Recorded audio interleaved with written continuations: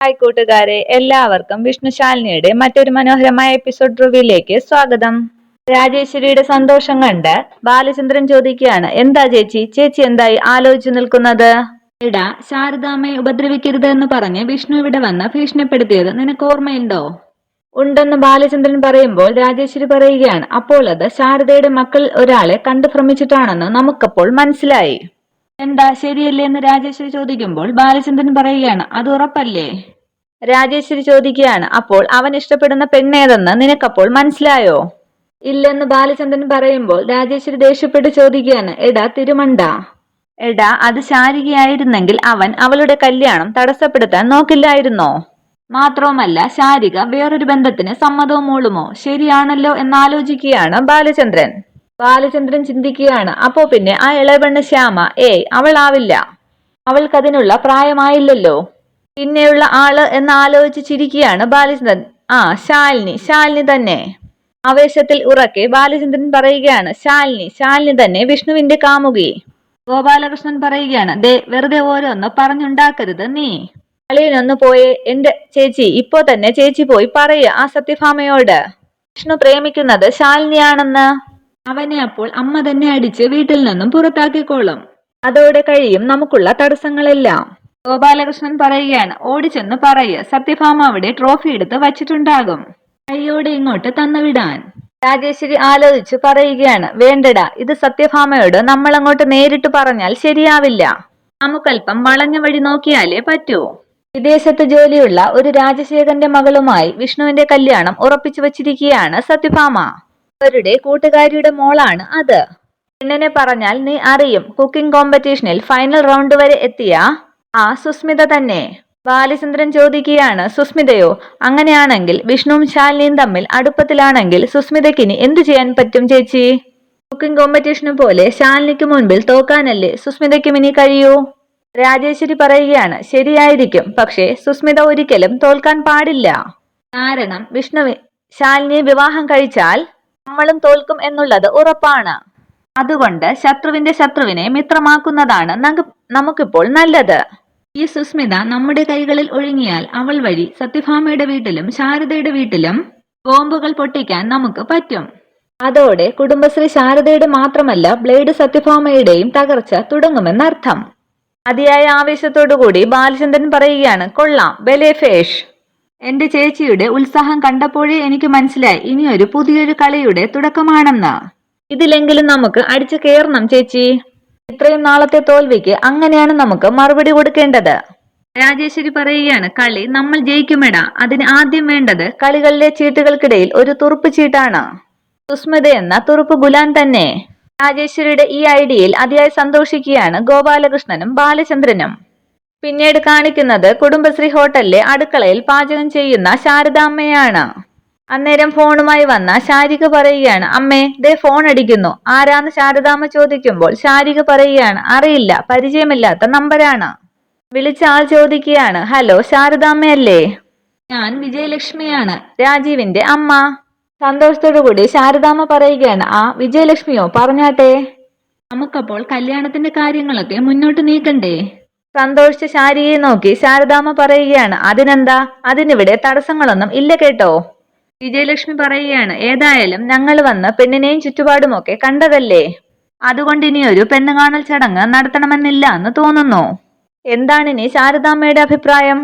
അയ്യോ, അതിന് വേണ്ടെങ്കിൽ വേണ്ട, നിങ്ങളുടെ ഇഷ്ടം, അത്ര തന്നെ. വിജയലക്ഷ്മി പറയുകയാണ്, പിന്നെ ഞങ്ങൾ ജാതക ചേർച്ച നോക്കിയിരുന്നു, കുഴപ്പമൊന്നും പറയാനില്ല. അപ്പോ പിന്നെ നിശ്ചയമങ്ങ് നടത്തി ഇനി മുന്നോട്ട് പോകാമെന്നാണ് ആലോചിക്കുന്നത്. ശാരദാമ്മ പറയുകയാണ്, ആയിക്കോട്ടെ, അത് സന്തോഷമുള്ള കാര്യമല്ലേ. ഇവിടെ ജ്യോത്സ്യര് പറയുന്നത് നാളെ നല്ലൊരു മുഹൂർത്തം ഉണ്ടെന്നാണ്. അങ്ങനെയാണെങ്കിൽ അന്നത്തേക്ക് തന്നെ വച്ചാലോ നിശ്ചയം? ശാരദാമ്മ പറയുകയാണ്, പിന്നെന്താ, നിശ്ചയമല്ലേ, അതിന് വലിയ തയ്യാറെടുപ്പുകളൊന്നും വേണ്ടല്ലോ. ജാതകം കൈമാറി ചെറിയൊരു കാപ്പികുടി, അത് നാളെ തന്നെ ആവാം, ഞങ്ങൾ റെഡിയാണ്. വിജയലക്ഷ്മി പറയുകയാണ്, ശരി, അങ്ങനെയെങ്കിൽ ഇന്ന് തന്നെ ഞങ്ങൾ തക്കലയിൽ നിന്നും പുറപ്പെടും. ശരി, സന്തോഷമെന്ന് ശാരദാമ്മ പറയുമ്പോൾ വിജയലക്ഷ്മി പറയുകയാണ്, ശരി, എങ്കിൽ പിന്നെ ഞാൻ ഫോൺ വെക്കുവാണ്. ശാരദാമ്മ പറയുകയാണ്, അയ്യോ വെക്കല്ലേ, ഒരു കാര്യം പറയാനുണ്ടായിരുന്നു. എന്താന്ന് വിജയലക്ഷ്മി ചോദിക്കുമ്പോൾ ശാരദാമ്മ പറയുകയാണ്, നിങ്ങൾ തക്കലയിൽ നിന്നുമല്ലേ വരുന്നത്? അതിനടുത്തുള്ള സ്ഥലമല്ലേ നാഗർകോവിൽ? വിജയലക്ഷ്മി പറയുകയാണ്, തക്കല് അടുത്ത റൂട്ടൊന്നുമല്ല, എന്നാലും അടുത്താണ്. കാര്യം പറ ശാരദാമ്മേ. അല്ല ശാലിനി മോളെ ഇപ്പോൾ നാട്ടിലില്ല, നാഗർകോവിലുണ്ട്. കളക്ടർ പരീക്ഷ എഴുതാൻ വേണ്ടി പോയതാണ്. നിങ്ങൾ ഇങ്ങോട്ട് പോരുമ്പോൾ അവളെയും കൂടി ഒന്ന് കൊണ്ടുവന്നാൽ നന്നായിരുന്നു. അല്ലെങ്കിൽ പിന്നെ ഇത്രയും ദൂരം മോള് ഒറ്റയ്ക്ക് യാത്ര ചെയ്യണമല്ലോ എന്ന് കരുതിയാണ്. വിജയലക്ഷ്മി പറയുകയാണ്, അതിനെന്താ, ഞങ്ങൾ കൊണ്ടുവന്നോളാം. ഞാൻ ഇക്കാര്യം മോളെ വിളിച്ചു പറയാം. അവളുടെ നമ്പരെ ശാരി അങ്ങോട്ട് അയച്ചു തരും. വിജയലക്ഷ്മി ചോദിക്കുകയാണ്, ആയിക്കോട്ടെ, വേറൊന്നുമില്ലല്ലോ. ഇല്ല, ഒന്നുമില്ല എന്നും പറഞ്ഞ് ഫോൺ കട്ട് ചെയ്യുകയാണ് ശാരദാമ്മ. അതിനുശേഷം ശാരിയോട് പറയുകയാണ്, മോളെ നീ അവളുടെ നമ്പർ ഒന്ന് അയച്ചു കൊടുത്തേക്ക്. ഫോൺ വെച്ച ശേഷം വിജയലക്ഷ്മി കൃഷ്ണൻകുട്ടിയോട് പറയുകയാണ്, കൃഷ്ണൻകുട്ടിയേട്ടാ, ഇത് നമുക്ക് പണിയാകുമെന്നാണ് തോന്നുന്നത്. കൃഷ്ണൻകുട്ടി പറയുകയാണ്, അത് പണി പാളിയെന്ന് എനിക്ക് മുൻപേ തോന്നിയതാണ്. നിന്റെ മോൻ പ്രേമത്തെക്കുറിച്ച് പറഞ്ഞപ്പോൾ തന്നെ. അല്ല, ഇപ്പോൾ എന്തു പറ്റി? വിജയലക്ഷ്മി പറയുകയാണ്, അല്ല, നിശ്ചയത്തിന് വേഗം തയ്യാറെടുപ്പുകളൊന്നും വേണ്ടെന്നാണ് പറയുന്നത്. അവരെന്താണോ എന്തോ നമ്മളെ പറ്റി ധരിച്ചു വച്ചിരിക്കുന്നത്. പ്രേമമല്ലേടി, അവരൊരു കച്ചവടക്കാരിയും. ഇതൊരു ലാഭ കച്ചവടമാക്കാനായിരിക്കും അവരുടെ പ്ലാൻ. എന്റെ ശക്തമായ അഭിപ്രായത്തിൽ നമ്മുടെ ആവശ്യങ്ങൾ നമ്മൾ തുറന്നു പറഞ്ഞേ പറ്റൂ. കാരണം ഇപ്പൊ ചോദിച്ചാലേ കിട്ടേണ്ടതൊക്കെ കിട്ടൂ. പെണ്ണ് ആ വീട്ടിൽ നിന്നും പടിയിറങ്ങിയാൽ പിന്നെ ഒന്നിനും നടപടി ഉണ്ടാവില്ല. മനസ്സിലാവുന്നുണ്ടോ നിനക്കെന്ന് ഒന്ന് കടുപ്പിച്ച് കൃഷ്ണൻകുട്ടി ചോദിക്കുമ്പോൾ ഉണ്ടെന്ന് പറയുകയാണ് വിജയലക്ഷ്മി. അല്ല, ആരെയോ കൂടെ കൊണ്ടുപോകുന്ന കാര്യം പറഞ്ഞു കേട്ടല്ലോ. ആരാ അത്? അവളുടെ രണ്ടാമത്തെ മോള് ശാലിനി ഇവിടെ നാഗർകോവിൽ പരീക്ഷ എഴുതാൻ വന്നിട്ടുണ്ടെന്ന്. അവളെയും കൂടി ഒപ്പം കൂട്ടിക്കൊണ്ട് ചെല്ലാമോന്നാണ് ചോദിച്ചത്. കൃഷ്ണൻകുട്ടി പറയുകയാണ്, അത് നന്നായി. വലിയ പഠിപ്പൊക്കെ പഠിക്കുന്ന കാര്യവിവരമുള്ള കുട്ടിയല്ലേ. നിശ്ചയത്തിന് മുൻപേ അവളോട് കാര്യം പറയാം. പെൺകൂട്ടര് നമ്മുടെ ഡിമാൻഡുകൾക്കൊന്നും തയ്യാറല്ല എന്നുണ്ടെങ്കിൽ വെറുതെ നമ്മൾ നിശ്ചയം നടത്തണ്ടല്ലോ. വിജയലക്ഷ്മി പറയുകയാണ്, അത് ശരിയാണ്. പക്ഷേ അവൻ ഈ പ്രേമം തലയ്ക്ക് പിടിച്ചതാണ് പ്രശ്നം. ഇവിടെ മഹാറാണി ജ്വല്ലേഴ്സിലെ ചിദംബരം മുതലാളിയുടെ മകളെ ഞാൻ സെറ്റാക്കി വെച്ചിരുന്നതാണ്. ആ ആഭരണങ്ങളെല്ലാമേ ഇവിടത്തെ അലമാരയിൽ ഉണ്ടായേനെ. ഇനി പോയതിനെ പറ്റി പറഞ്ഞിട്ട് കാര്യമില്ലല്ലോ. അന്നേരം ശാരികയുടെ മെസ്സേജ് വരികയാണ്. വിജയലക്ഷ്മി പറയുകയാണ്, ദേ ആ ശാലിനിയുടെ നമ്പർ അയച്ചിട്ടുണ്ട്. മഴയൊക്കെ ഇപ്പോ തീരും, ചേട്ടൻ പെട്ടെന്ന് റെഡിയാക്, നമുക്ക് വൈകിട്ട് ഇറങ്ങണം. അതേസമയം അവിടെ ശാരദാമ്മ ശാരികയോട് ചോദിക്കുകയാണ്, നമ്പർ അയച്ചു കൊടുത്തോ മോളെ? അയച്ചു കൊടുത്തമ്മേ, അവരത് കാണുകയും ചെയ്തു. ഇനി നീയെ ശാലിനിയെ വിളിച്ച് പറയ്, അവരെ വിളിക്കുമെന്ന്. ശാരദാമ്മ പറയുകയാണ്, അവൾ ഇതുവരെ ഒന്നും വിളിച്ചില്ലല്ലോ. പരീക്ഷയുടെ കാര്യം എന്തായോ എന്തോ. എന്റെ ദേവി, എല്ലാം ഭംഗിയായിട്ടൊന്ന് നടന്നാൽ മതിയായിരുന്നു. ശാലിനിയെ വിളിച്ച ശാരിക പറയുകയാണ്, എടുക്കുന്നില്ലമ്മേ, കോൾ റിങ് ചെയ്ത് തീരുകയാണ്. ശാരദാമ്മ പറയുകയാണ്, പരീക്ഷയായപ്പോൾ ചിലപ്പോൾ സൈലന്റിൽ ഇട്ട് വെച്ചേക്കുകയായിരിക്കും. കുറച്ചു കഴിഞ്ഞ് ഒന്നുകൂടി വിളിച്ചു നോക്കാം. നീ അതവിടെ വച്ചിട്ട് കടയിലോട്ട് ചെല്ല്. ശരി അമ്മയെന്നും പറഞ്ഞു പോവുകയാണ് ശാരിക. പിന്നീട് കാണിക്കുന്നത് ശാലിനിയും കൊണ്ട് എക്സാം സെന്ററിലേക്ക് പോകുന്ന വിഷ്ണുവിനെയാണ്. ആകെ മൂടിയായി നടക്കുന്ന ശാലിനിയെ കണ്ട് വിഷ്ണു കരുതുകയാണ്, വലിയ ഗൗരവത്തിലാണല്ലോ നടപ്പ്. പരീക്ഷ ആയതുകൊണ്ട് ആയിരിക്കും, അതിന്റെ ടെൻഷനിൽ ആയിരിക്കും. ഇപ്പോൾ ഒന്നും ചോദിച്ച് ശല്യപ്പെടുത്തേണ്ട. എക്സാം സെന്ററിലെത്തിയ ശേഷവും ശാലിനി വിഷ്ണുവിനെ മൈൻഡ് ചെയ്യാതെ മുകളിലേക്ക് കയറി പോവുകയാണ്. ശാലിനി മുകളിലേക്ക് കയറുമ്പോൾ ശാലിനി എന്ന് വിളിക്കുകയാണ് വിഷ്ണു. ശാലിനി വിചാരിക്കുകയാണ്, നാശം, പുറകിൽ നിന്ന് വിളിച്ചു. ശാലിനി തിരിഞ്ഞു നോക്കുമ്പോൾ ഓൾ ദി ബെസ്റ്റ് എന്ന് പറയുകയാണ് ഉച്ചത്തിൽ വിഷ്ണു. എന്നിട്ട് ചുറ്റും നോക്കിയിട്ട് ഒന്ന് പതുക്കെ ഓൾ ദി ബെസ്റ്റ് എന്ന് പതുക്കെ പറയുന്നു. ഇത് കേട്ട് ചിരി വരുത്തി കാണിക്കുകയാണ് ശാലിനി. ഇയാളൊന്ന് പോയി തരുമോ എന്ന് മനസ്സിൽ കരുതി മുകളിലേക്ക് നടക്കുകയാണ് ശാലിനി. അതിനുശേഷം പരീക്ഷ എഴുതാനായി ഹാളിലിരിക്കുകയാണ് ശാലിനി. ക്വസ്റ്റ്യൻ പേപ്പർ വാങ്ങിയിട്ടും ആലോചിച്ച് തന്നെ ഇരിക്കുകയാണ് ശാലിനി. ശാലിനി അന്നേരം ആലോചിക്കുന്നത് അന്ന് മാത്തിനുമായി വിഷ്ണു ഉണ്ടാക്കിയ അടിയാണ്. ബെൽ കേട്ട് സ്റ്റാർട്ട് പറയുമ്പോൾ എല്ലാവരും എഴുതി തുടങ്ങിയാണ്. പക്ഷേ ശാലിനി ആലോചിച്ച് തന്നെ ഇരിക്കുകയാണ്. തലേ ദിവസം നടന്ന സംഭവങ്ങളൊക്കെ ആലോചിച്ച് തന്നെ ഇരിക്കുകയാണ് ശാലിനി. ശാലിനി കരുതുകയാണ്, ഈശ്വര, ഇനി എന്തൊക്കെയാണോ വരാൻ പോകുന്നത്? അമ്മയോട് ഞാൻ ഇനി എന്താ പറയും, എങ്ങനെ പറയാതിരിക്കും എന്നൊക്കെ ആലോചിച്ച് വിഷമിക്കുകയാണ് ശാലിനി. എല്ലാവരും പരീക്ഷ എഴുതി തുടങ്ങിയിട്ടും എഴുതാതെ തന്നെ ഇരിക്കുകയാണ് ശാലിനി. ശാലിനി ഇരുന്ന് കരയുകയാണ്. പിന്നീട് പുറത്ത് അസീസിനെ ഫോൺ ചെയ്യുകയാണ് വിഷ്ണു. വിഷ്ണു ഉള്ള സ്ഥലം പറയുമ്പോൾ അസീസ് അവിടെ അടുത്താണെന്ന് പറയുന്നു. അപ്പോൾ വിഷ്ണു പറയുകയാണ്, എങ്കിൽ നീ വണ്ടിയെടുത്ത് ഇങ്ങോട്ട് വാ, നമുക്ക് കാണാമല്ലോ. പിന്നീട് കാണിക്കുന്നത് അമ്പലത്തിന് വെളിയിൽ നിൽക്കുന്ന രാജേശ്വരിയാണ്. അകത്തേക്ക് നോക്കി നിന്ന ശേഷം രാജേശ്വരി പറയുകയാണ്, ഈ പെണ്ണ് കുറെ നേരമായല്ലോ അകത്തേക്ക് കയറി പോയിട്ട്. ഇവളകത്ത് തൊഴുക തന്നെയാണോ? നമുക്ക് വേണ്ട കാര്യങ്ങൾ സാധിച്ചെടുക്കണമെങ്കിൽ ഇതുപോലെ കാത്തുനിന്നേ പറ്റൂ. അതേസമയം തൊഴുത് പുറത്തേക്ക് ഇറങ്ങി വരികയാണ് സുസ്മിത. ആ വരുന്നുണ്ട് എന്ന് സുസ്മിതയെ കണ്ടു പറയുകയാണ് രാജേശ്വരി. അതേസമയം സുസ്മിത അവിടെ നിന്ന് പ്രാർത്ഥിക്കുകയാണ്, ഈശ്വര, ആ ശാരദാമ്മയുടെ മകൾ ശാലിനിയെയും വിഷ്ണുവേട്ടനെയും തമ്മിൽ തെറ്റിക്കാനുള്ള എല്ലാ ഉപായവും എനിക്ക് പറഞ്ഞു തരണേ. എന്തെങ്കിലും ഒരു കുഞ്ഞു വഴി കാട്ടിത്തന്നാൽ മതി, അത് ഞാൻ വെട്ടിത്തുറന്നൊരു തുരങ്കം ആക്കിക്കോളാം. കൂടെ നിന്ന് സഹായിക്കണേ എന്ന് പ്രാർത്ഥിക്കുകയാണ് സുസ്മിത. രാജേശ്വരി കരുതുകയാണ്, മനസ്സുരുകിയുള്ള പ്രാർത്ഥനയാണല്ലോ. സത്യഭാമയുടെ മരുമകളാക്കണേ എന്നുള്ള നിശബ്ദ നിലവിളിയാണെന്ന് കണ്ടാൽ തന്നെ അറിയാം. എന്റെ ദേവി, നല്ലൊരു വഴി ഇവളിലൂടെ എനിക്ക് തെളിയിച്ചു തരണേ. ഇലയ്ക്കും മുള്ളിനും കേടില്ലാതെ കാര്യം നടത്തി തരണേ. സുസ്മിത പുറത്തേക്ക് ഇറങ്ങി വരുന്നത് കണ്ട് വഴിയിൽ നിന്നും കാറിനടുത്തേക്ക് നിൽക്കുകയാണ് രാജേശ്വരി. അതിനുശേഷം അമ്പലത്തിലേക്ക് കയറുന്നത് പോലെ നടക്കുകയാണ്.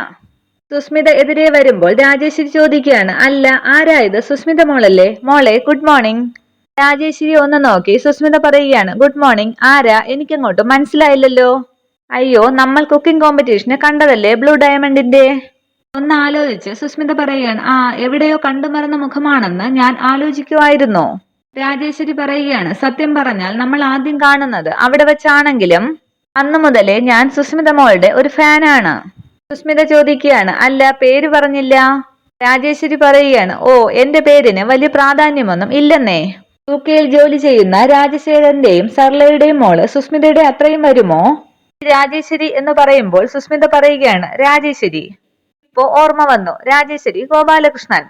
നിങ്ങളും ഉണ്ടായിരുന്നല്ലോ ഫൈനൽ റൗണ്ട് വരെ. സന്തോഷമൊക്കെ അഭിനയിച്ച് രാജേശ്വരി പറയുകയാണ്, അതെ, അത് തന്നെ. സത്യം പറഞ്ഞാൽ വലിയ പ്രതീക്ഷയൊന്നും ഉണ്ടായിട്ട് മത്സരിച്ചതല്ല. നിങ്ങൾ പിള്ളേരുടെ കൈപിണ്യത്തിനു മുന്നിൽ രാജേശ്വരിയൊക്കെ വെറും അശുവല്ലേ? സുസ്മിത ചോദിക്കുകയാണ്, നിങ്ങൾ എന്നെ കളിയാക്കുകയൊന്നും അല്ലല്ലോ അല്ലേ? ഏയ്, ഒരിക്കലുമില്ല. സുസ്മിത മോളെ കളിയാക്കാനോ? ദേ, അമ്പലത്തിന് മുൻപ് വെച്ച് ഇങ്ങനെയൊക്കെ പറഞ്ഞാൽ ദോഷം വരും കേട്ടോ. ചിരിച്ചുകൊണ്ട് സുസ്മിത പറയുകയാണ്, ചുമ്മാ പറഞ്ഞതാ ചേച്ചി, കാര്യമായിട്ട് എടുക്കേണ്ട. രാജേശ്വരി പറയുകയാണ്, സന്തോഷം. ഞാൻ സുസ്മിത മോളുടെ ഫാനാണെന്ന് വെറുതെ പറഞ്ഞതല്ല. കുക്കിംഗ് കോമ്പറ്റീഷൻ കഴിഞ്ഞപ്പോൾ രഹസ്യമായിട്ട് ഞാൻ മോളുണ്ടാക്കിയ ചക്കപ്പായസം ഒന്ന് ടേസ്റ്റ് ചെയ്ത് നോക്കി. ഓ, സ്വർഗമല്ലേ സ്വർഗം. അതിന്റെ 7 അയലത്ത് വരുമോ കുടുംബശ്രീ ശാലിനി ഉണ്ടാക്കിയ ആ കപ്പ പിണ്ണാക്ക്. അത് കേട്ടെന്ന് ഇഷ്ടപ്പെടാതെ മുന്നോട്ട് സ്റ്റെപ്പ് ഇറങ്ങുകയാണ് സുസ്മിത. രാജേശ്വരി പറയുകയാണ്, വിധി നിർണയത്തിൽ പക്ഷപാതമുണ്ടായെന്നാണ് ഞാൻ ആദ്യം കരുതിയത്. പിന്നെയാണ് അറിഞ്ഞത് സുസ്മിത മോളെ കല്യാണം കഴിക്കാനിരിക്കുന്ന വിഷ്ണുവിന്റെ അമ്മയാണ് ഈ ജഡ്ജ് സത്യഭാമയെന്ന്. പിന്നെ ചിലര് പറയുക, സുസ്മിത മോള് ഭാവി മരുമകളായതുകൊണ്ടാണ് സത്യഭാമ ഫൈനൽ റൗണ്ട് വരെ തോൽപ്പിക്കാതെ നിർത്തിയതെന്ന്. ഒന്ന് ദേഷ്യപ്പെട്ട് സുസ്മിത ചോദിക്കുകയാണ്, അങ്ങനെ ആരാ പറഞ്ഞത്? ആ ശാലിനി തന്നെ, കുടുംബശ്രീ ശാരദയുടെ ആ പിഴച്ച സന്തതി. സുസ്മിത ചോദിക്കുകയാണ്, ചേച്ചിക്കറിയോ ആ കുട്ടിയെ? ആ, അത് കുറച്ച് സങ്കടമുള്ള കഥയാണ് എന്റെ മോളെ. ശാലിനിയുടെ അമ്മ ശാരദയെ മോള് കണ്ടിട്ടുണ്ടായിരിക്കുമല്ലോ. ആ കപ്പും കാശും അടിച്ചെടുത്ത സ്ത്രീ തന്നെ. പണ്ട് ആ സ്ത്രീയുമായിട്ട് ഒരു പ്രേമമുണ്ടായിരുന്നു എന്റെ ഭർത്താവ് ഗോപാലകൃഷ്ണന്. ആണുങ്ങളല്ലേ ചിലപ്പോൾ കണ്ണും കൈയും കാട്ടിയാൽ പ്രേമിച്ചു പോയെന്നിരിക്കും. അങ്ങേരങ്ങനെ പെട്ടുപോയി. പിന്നീട് ശാരദയ്ക്ക് മറ്റു പലരുമായി ബന്ധമുണ്ടെന്നറിഞ്ഞപ്പോൾ എന്റെ ഗോപാലേട്ടൻ പിന്മാറിക്കളഞ്ഞു. എന്നെ കല്യാണം കഴിച്ചാൽ പിന്നെ ഗോപാലേട്ടൻ അങ്ങോട്ട് തിരിഞ്ഞു നോക്കിയിട്ടേ ഇല്ല. എന്നാലും ആ ശാരദ പറഞ്ഞുകൊണ്ട് നടക്കുന്നത് ശാലിനി അടക്കമുള്ള 3 പെൺമക്കളും ഗോപാലേട്ടന്റേതാണെന്നാണ്. എന്തു പറയാൻ പറ്റുമെന്ന് പറയേ. മാത്രവുമല്ല, ഗോപാലേട്ടനെ വീണ്ടും അങ്ങോട്ട് വളയ്ക്കാനുള്ള ഒരു ശ്രമവും നടത്തുന്നുണ്ട്. സത്യം പറഞ്ഞാൽ ആ ശാരദയും മക്കളെയും എങ്ങനെയെങ്കിലും ഈ നാട്ടിൽ നിന്ന് ഓടിച്ചു വിട്ടാൽ മതിയെന്നാണ് എനിക്ക്. പക്ഷെ അതൊന്നും നടക്കില്ല എന്ന് ഇപ്പോൾ എനിക്ക് മനസ്സിലായി. എന്തു പറ്റിയെന്ന് സുസ്മിത ചോദിക്കുമ്പോൾ രാജേശ്വരി പറയുകയാണ്, ആ ശാലിനി പെണ്ണ് എന്റെ മുഖത്ത് നോക്കി വെല്ലുവിളിച്ചിരിക്കുകയാണ്, എന്നെ ഈ നാട്ടിൽ നിന്നും അടിച്ചോടിക്കുമെന്ന്. അവൾക്കതിനുള്ള സ്വാധീനവും ബലവും ഒക്കെ ഉണ്ടെന്നാണ് അവൾ വീമ്പടിക്കുന്നത്. സുസ്മിത ചോദിക്കുകയാണ്, അവൾക്കോ? അവൾക്ക് എന്തു സ്വാധീനം? രാജേശ്വരി പറയുകയാണ്, അതല്ലേ രസം. മത്തൻ കുത്തിയാൽ കുമ്പളം മുളയ്ക്കുമോ? ശാരദയുടെ അല്ലേ വിത്ത്. അവൾ ഒരാളെ വളച്ചു കെട്ടി വച്ചിട്ടുണ്ട് കാര്യങ്ങളൊക്കെ നടത്താൻ. ആരെന്ന് സുസ്മിത ചോദിക്കുമ്പോൾ രാജേശ്വരി പറയുകയാണ്, ആ ബ്ലേഡ് സത്യഭാമയുടെ മകൻ വിഷ്ണുവിനെ തന്നെ. നേരമുണ്ടാകുന്ന സുസ്മിതയുടെ ഭാവമാറ്റം ശ്രദ്ധിക്കുകയാണ് രാജേശ്വരി. ഇത്രയുമാണ് ഇന്നത്തെ എപ്പിസോഡ് വിശേഷങ്ങൾ. Okay, thank you.